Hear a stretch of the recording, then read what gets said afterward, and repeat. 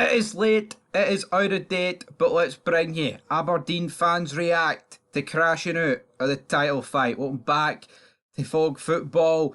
Aberdeen nil, Celtic 1. I don't really want to talk about this, but then I logged in to Twitter on Fog Football. Now, what the comments you're going to see weren't from me, they were from Jambo Don, but I think you can retract Don from Jambo. And yeah, we'll dive into it. So, Aberdeen are now in a fight with United for third place. He said that, not me. That is the reality, though. Simon Singer comes in. You're still 4 points behind, you muppet. Right, Rangers are 4 points behind Aberdeen. But you would have to be pretty delusional to think that Aberdeen are now going to beat Rangers. Aberdeen needed to maintain a decent gap, like 7-9 points over Rangers. For me, into January, into February, for them to do it. The gap has literally been wiped out in 2 weeks. It's over. Now, Joe says, guessing you're a Hun. Somebody replied to him, aye, they both are, but their videos are hilarious. Well, I can appreciate that. One of us is of the diet persuasion. That's not me. You know the score. Right, but let's move on. Up yees, ya sheep shagging bastards. Fair enough. You just see what a bit of top quality does on a night like that with a Tatty's finish. Not much in the game at all, and conditions were shocking. We are much better at organisation in the last few seasons. Just couldn't get in behind Celtic enough. Glenn says, no complaints, fair result. Key moments, we fluffed our lines. Decision making in attack needs to be improved massively. Fair play Duan, who I gave lots of stick to last week. Rangers chat, ramping Rangers smash 6 past Kelly's. The honeymoon period for the Norwegian is over, and the Sheep's title challenge goes up in smoke as the Northern Lights of old Aberdeen are extinguished. I like the fact they called them Norwegian just to rip the piss at them for even more. W. Stewart says, bubble equals burst. Wheels are coming off.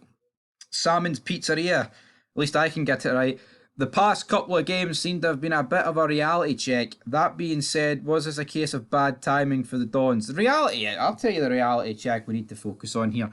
Away to St Mirren, 2 away trips to Edinburgh, and at home to Celtic.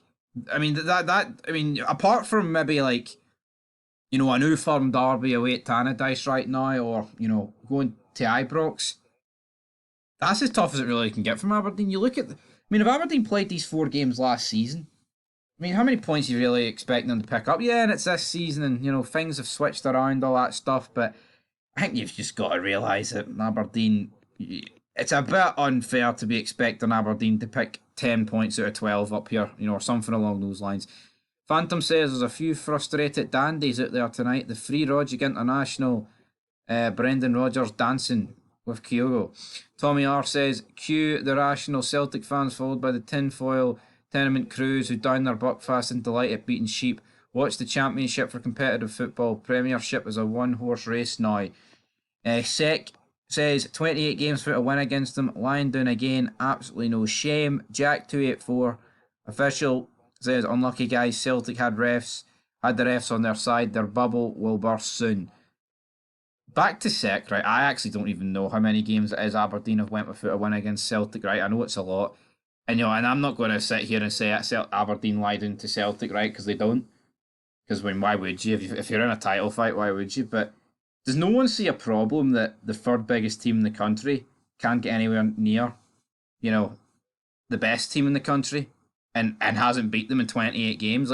Imagine looking at the Premier League, right? And who's the third best team?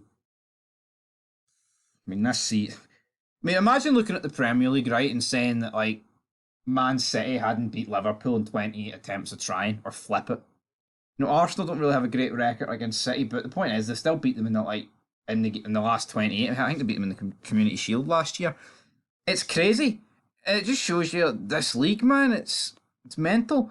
Andy McFay says, tonight's show where you need a top-class finisher. Miowski would have gotten us a point tonight.